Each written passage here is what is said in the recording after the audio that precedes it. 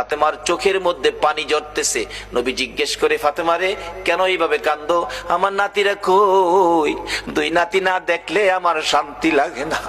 ফাতেমা বলেন, বাবা গো, আমি কাঁদতেছি কোন ব্যথায়?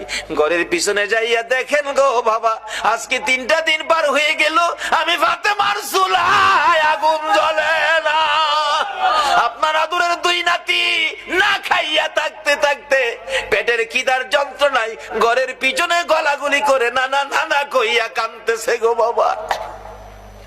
আমার নবী পিছনে যাইয়া দেখে গলাগুলি করে নানা নানা কইয়া কাঁদতেছে।